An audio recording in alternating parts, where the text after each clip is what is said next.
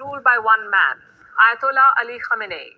10 days ago, he was killed in US-Israeli strikes, and now Iran has chosen a new supreme leader, his son, Mojtaba Khamenei.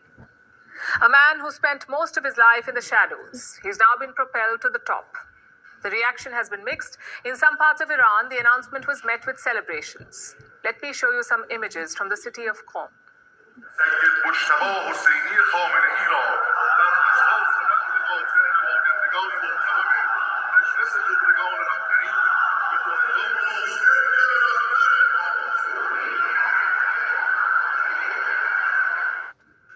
Meanwhile, Trump says he is not happy about the choice. He says the next supreme leader may not last too long, especially without his approval.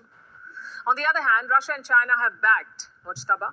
Moscow has pledged unwavering support. But who exactly is this man? Who is Mojtaba Khamenei? Why did Iran choose him? And what does this choice really show? Is Iran's leadership divided? Or is it more united than ever? Let me start with the man himself. Mojtaba Khamenei, born in 1969 in the city of Mashhad, he is the second son of Ayatollah Ali Khamenei.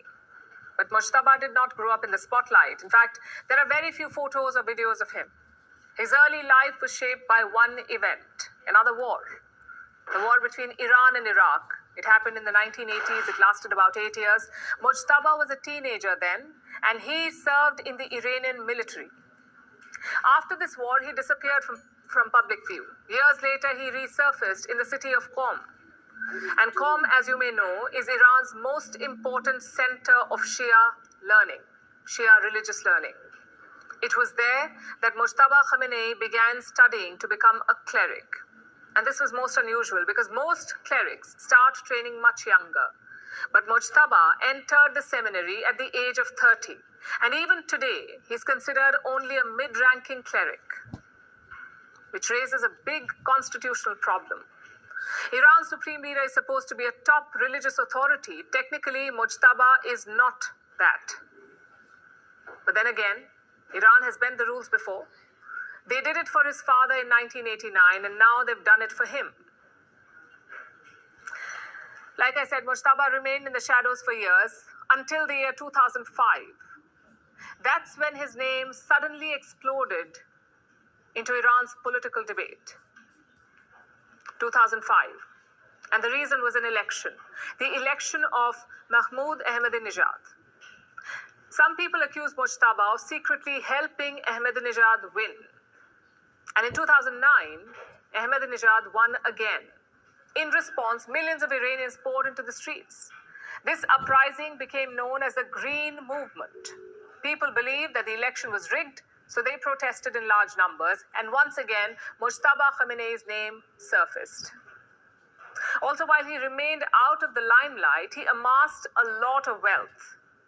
Mojtaba is believed to have a massive investment empire and high-end properties across Europe, the Gulf, and North America. Reports say even a luxury house worth $138 million in Britain. He's also said to own hotels in Germany and Spain, and now he has the reins of power in Tehran. But why was he chosen? After all, the Iranian Revolution was fundamentally against dynastic succession. They overthrew the Shah because they were against the idea of a hereditary monarchy, and yet they've handed power to a cleric's son. What explains this choice?